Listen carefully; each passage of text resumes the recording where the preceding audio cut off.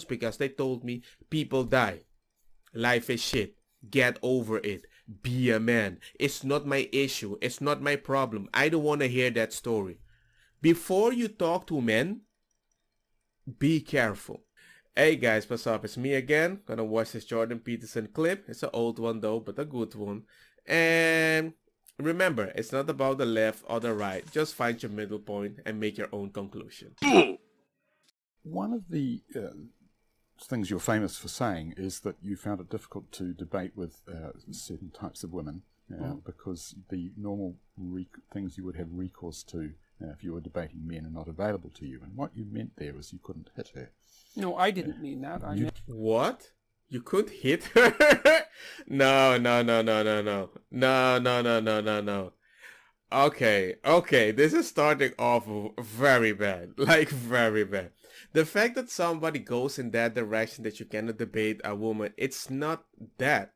Most women have a different way of being compliant and understanding to specific issues, right? Most ladies that I know were not grown up in a way that, you know what, ladies first. No, they know they are ladies first, you know? It's like, you take it as a man. It's a woman. Treat her nicer and stuff like that. It's like, as a man, you're not the primary choice. We have to treat women as a princess. I didn't know women can be gangster until I was started dating and I realized, hey, this is kind of unfair because I was taught consistently that I had to do that. That's it. But the idea that I can't talk to a woman in such a way, it's not that I can't hit her, but I know a woman can hit me if I say something wrong and she feels disrespectful, even if I'm honest, because I know she can hit me. Knowing that she knows I have one eye, she can hit me because it's her emotion. But if I talk about my emotion, you're gonna have even men like this and gonna tell me like, man, also you couldn't hit her. I'm sorry I started talking so much. It's just I was shocked. That is so stupid. You didn't mean that. You meant well, what did you I tell me what you meant? I didn't mean that at all. Tell me I what meant you that meant. it's known among men that there are limits to the manner in which you can interact, and that those limits don't necessarily apply when you're dealing with women, especially women of a certain sort. And there's no way of regulating that, and that's a big problem.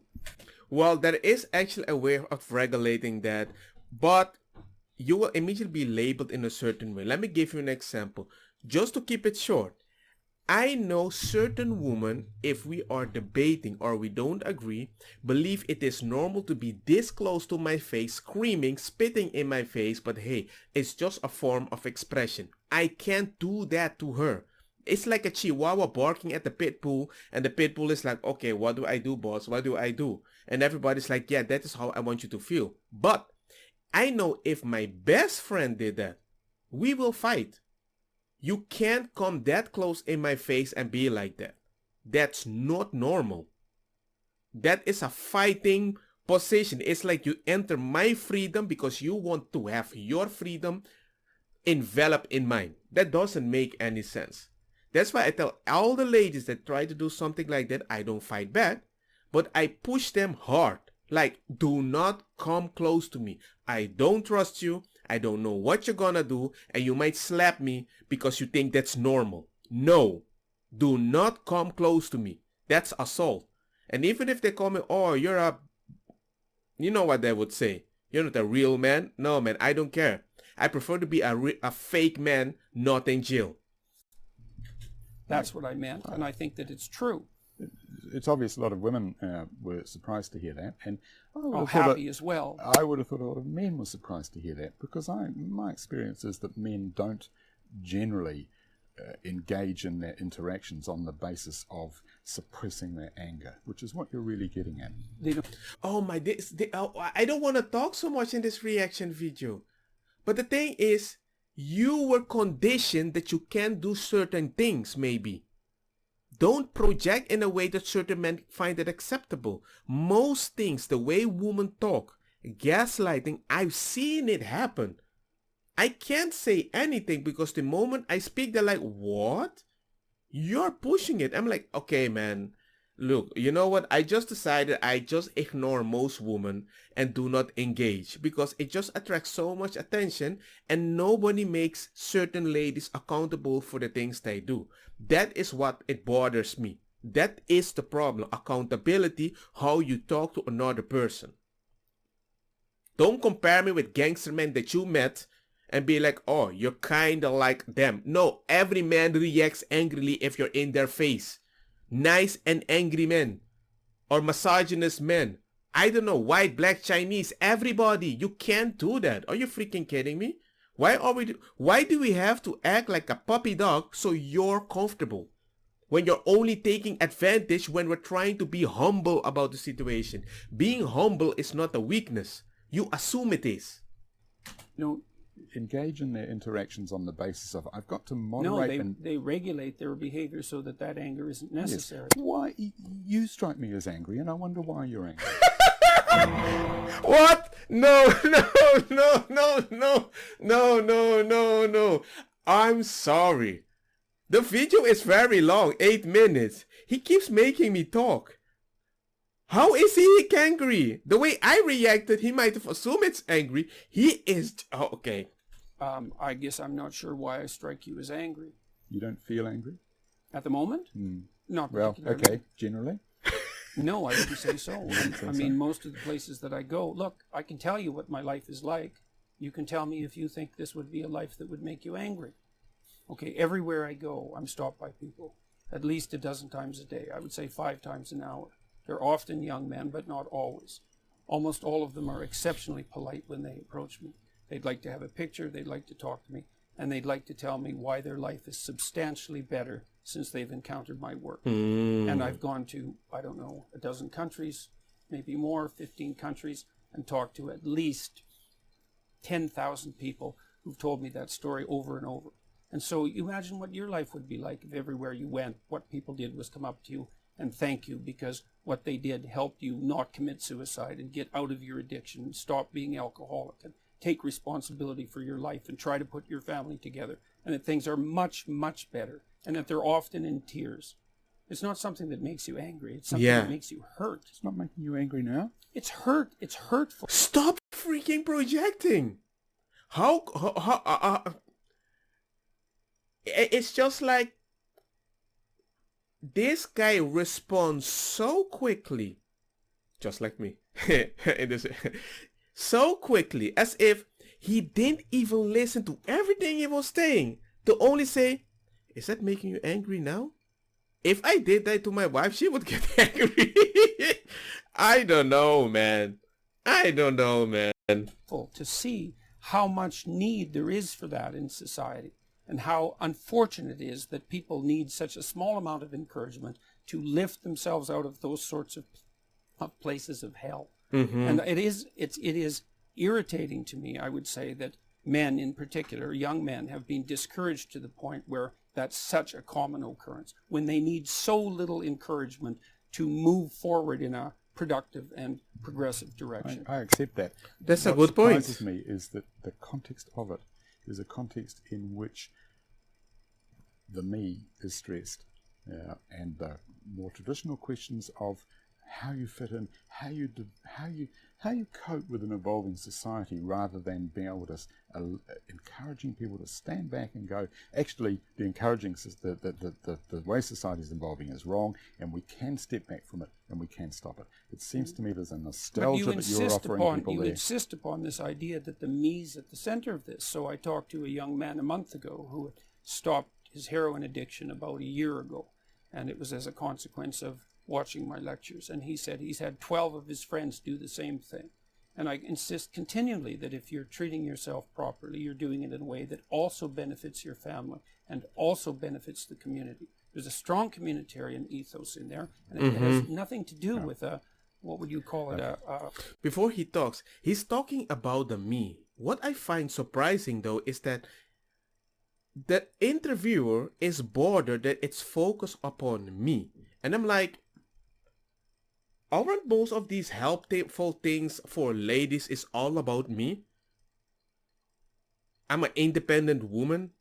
I'm a strong woman. I can just be equal like men. I'm like, If I have to be honest, if women wanted to be like men, then I would also say, well, then you have to share all the stress that we experience in life.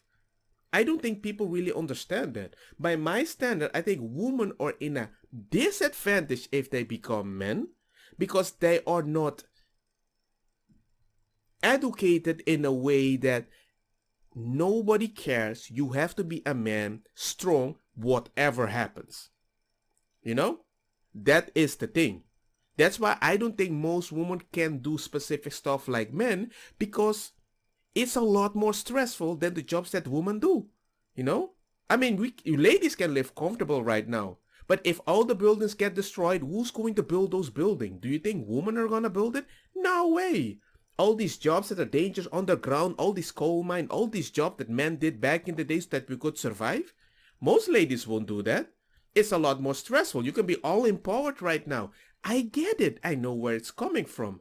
But it's a lot amount of stress. And even if they're in very powerful position, how many ladies at a very young age right now are self-medicating by the doctors? I take like 5 prescription pills and everything when they're in their 20s. I'm like, wow. So most men don't have that advantage that most women have with all these gangster pills. Back in the day, be a man. Work hard. I know a guy right now broke his leg. Well, it broke a little. It didn't break in two. He worked the next day. The doctor get pissed at him. He was like, I have to work for my family. If I don't work, I will get fired.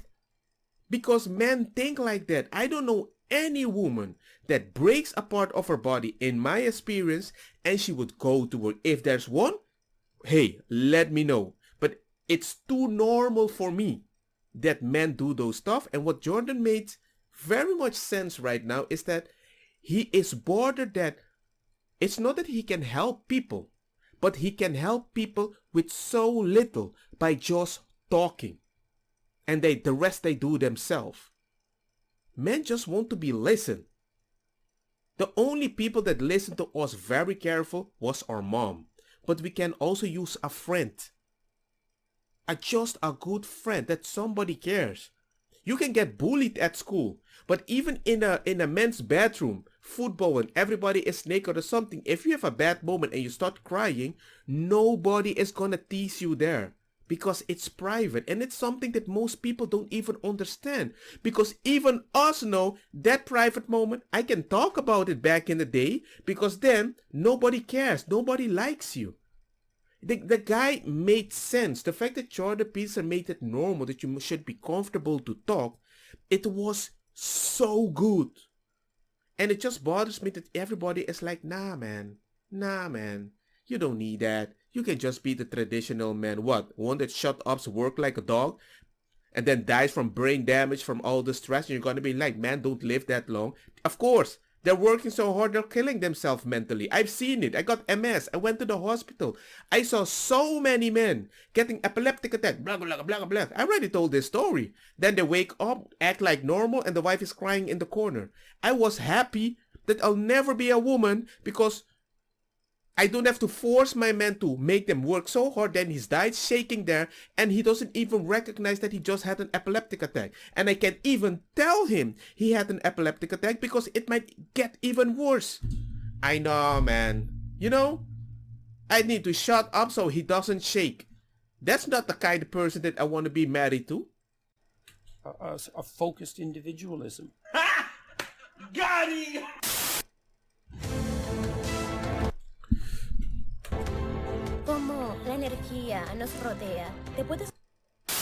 We had that series of statements from you.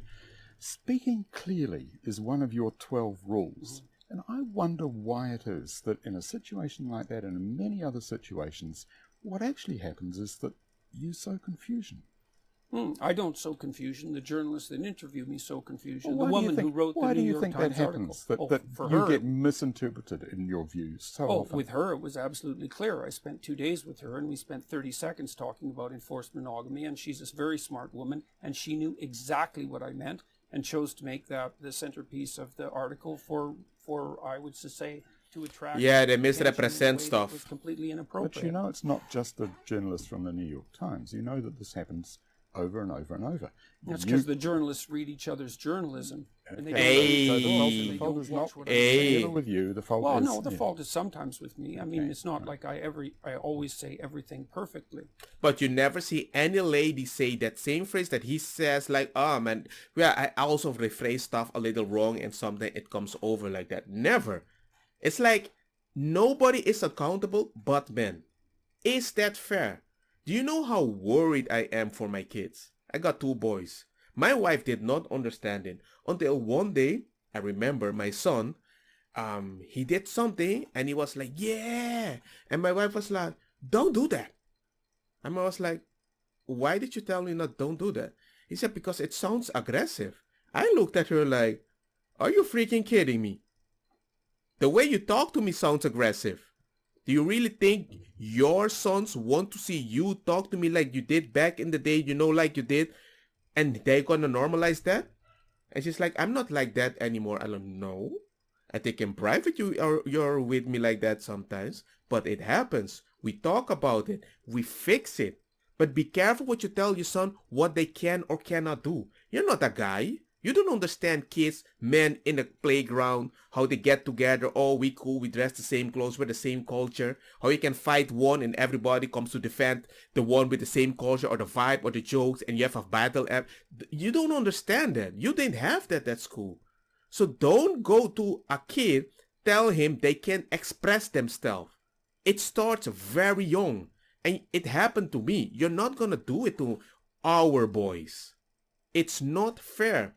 And with time, she started realizing, boys play very aggressive. It's frustrating for me. I'm like, do you want to buy them an iPad so they chill the whole day? She's like, no. Well, boys are boys. They fight. They jump on chairs. We put the cushions on the floor. They jump. Yeah, Bram. Boys are boys. What do you want them to do? Sit, chill, talk kumbaya? They don't do that. Mostly they don't. I don't. I was educated to be that though, until I broke out when in my 20s because I realized I don't want to be the guy that everybody walks over because he's a decent person.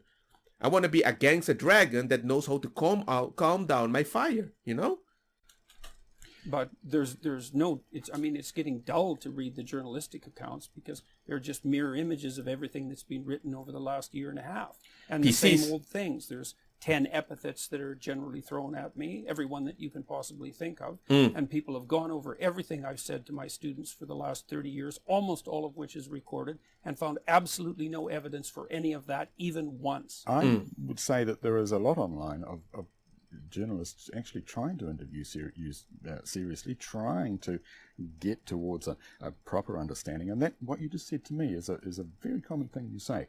I've been over the evidence, there is no evidence anywhere. It isn't just me that's been over the evidence. It's people that have been trying to take me out who've been over the evidence and have not been able to find any. I was talking to this person that was non-binary and she told me immediately, Jordan Peterson, he's a racist. I'm like, why? How do you know that?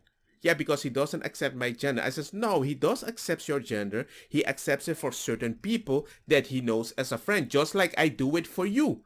I say they for you, but you're the only person I know. I speak like this for 41 years. I'm not going to change something just because you want it.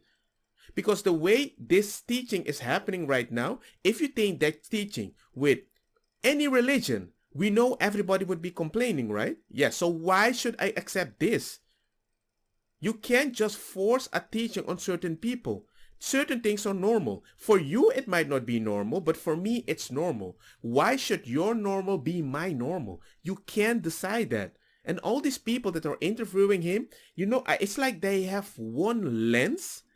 And whenever they go to sit down with Jordan Peterson in a public area, it's like, okay, remember, he's a racist, he's a misogynist, he's a patriarchy. Let's go with the question.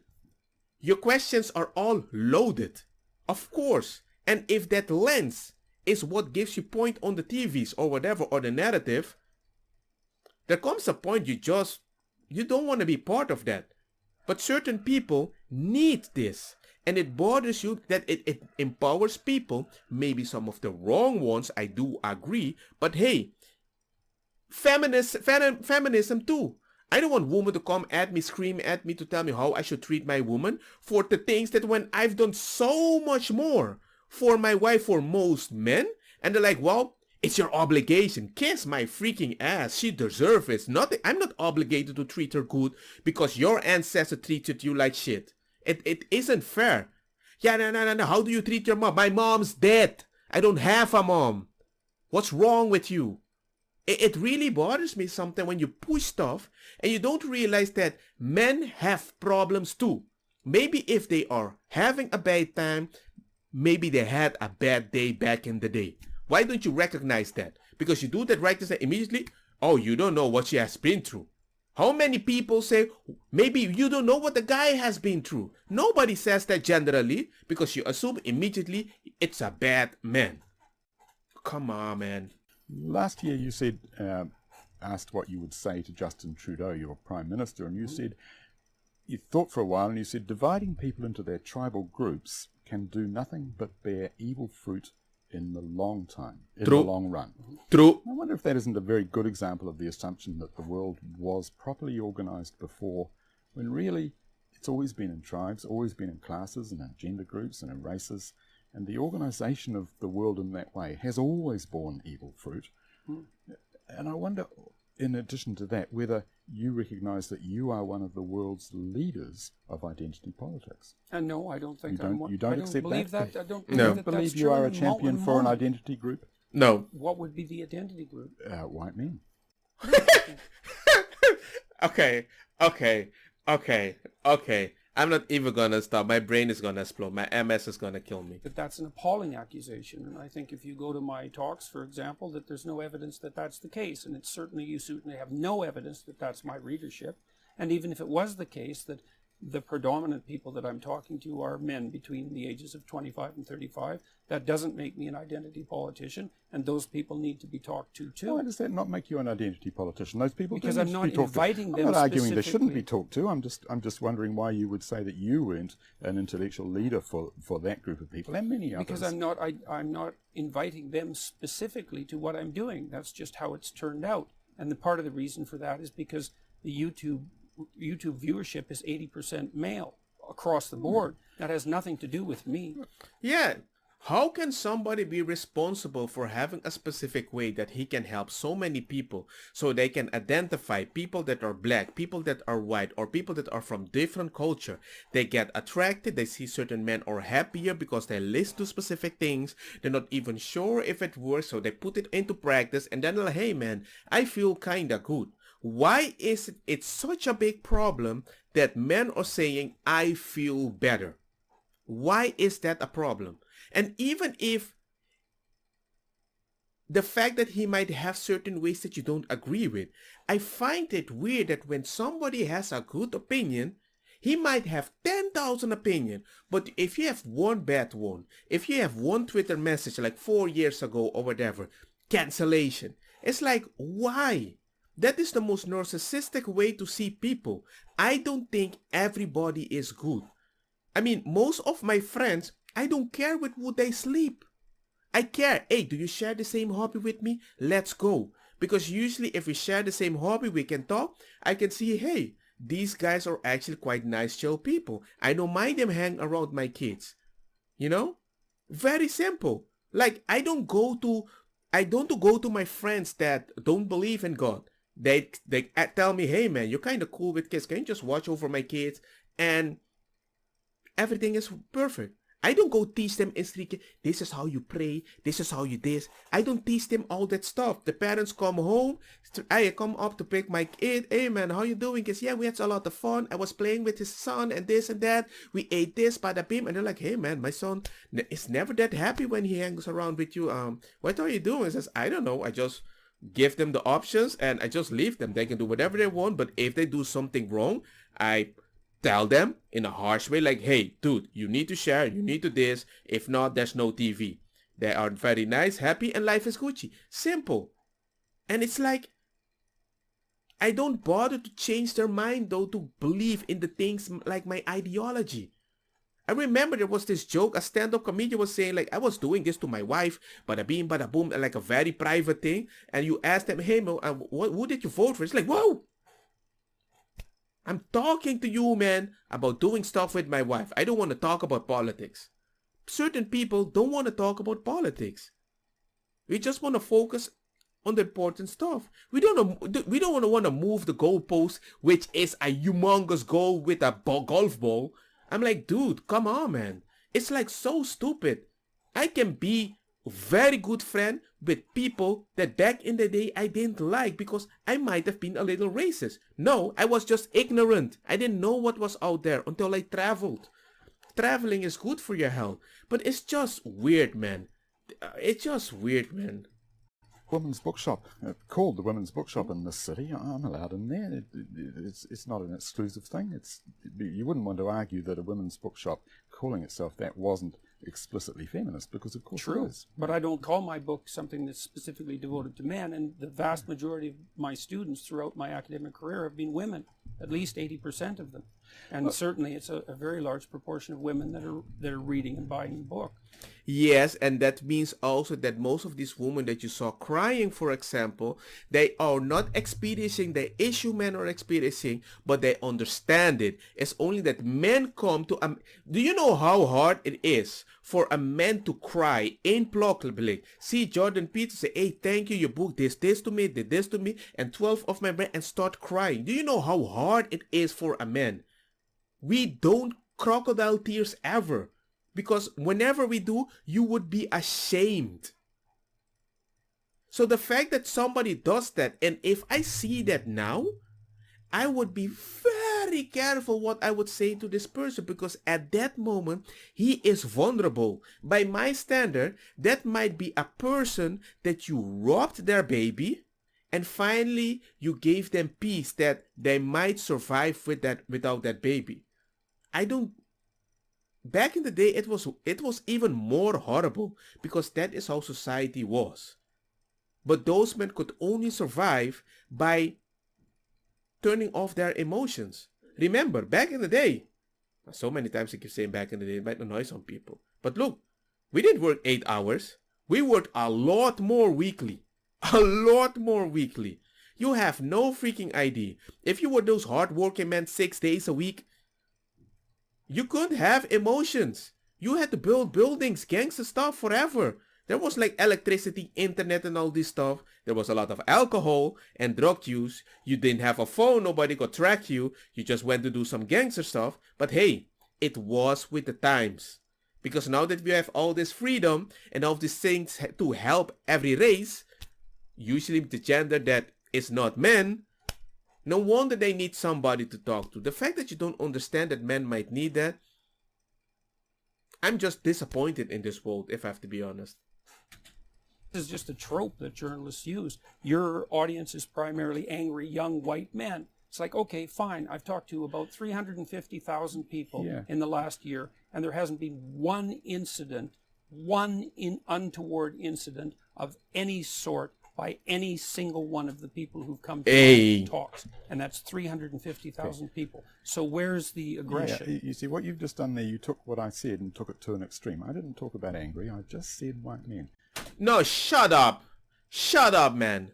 Shut up, man. Nah. Okay, I think I'm done with this video, because this guy, I don't know how long this video is already, but he started with angry men, talking about related to white men. You keep saying angry white men, angry white men, angry white men. I had the show and there was not even one angry man. Well, I didn't say that. Dude, do you think we're that dumb? You're gaslighting people. It's like you've been training by all these people that are interviewing you. You know, I think I made my point. And now this freaking video is almost 30 minutes. I'm sorry it is this long. It wasn't my intention. But it just makes me realize that people are so disingenuous to be right, which usually cause most men to suffer in the darkness. And when they disappear, nobody cares. I'm not gonna give this to my kids. I will guide them, show them the way if possible. Maybe even show them Jordan Peterson when they're a little frustrated or whatever. But life is life. You have to enjoy it, but you have to be responsible for certain things. If you don't believe me, look, man. If you're new here, I'll let you know. My mom passed away next to me. I didn't know. I was talking to her, singing to her because I thought she was listening. And then they removed her from a car. Her body was like a spaghetti, all wet. Damaged me forever. I never use that as if I'm the one that is to serve this coin. I have to be forward. I need to get good news because they told me people die. Life is shit. Get over it. Be a man. It's not my issue. It's not my problem. I don't want to hear that story. Before you talk to men, be careful. Because you have no idea what we go through, especially for a fact that we are not talking. Because the fact that we don't talk, most people say, well, you never mentioned that problem. How am I supposed to know? How are we supposed to tell you if you're not caring? Ah, man. Anyway, I'm trying to make it not too long. But hey, if you guys enjoyed this video, let me know with some likes and everything. And we'll see what happens, you know. Life is just very unique. Peace. Don't get me wrong, makosa kita bong. Put the fire na me blonde kush hash purple skunk. Creole Colombici jam jam.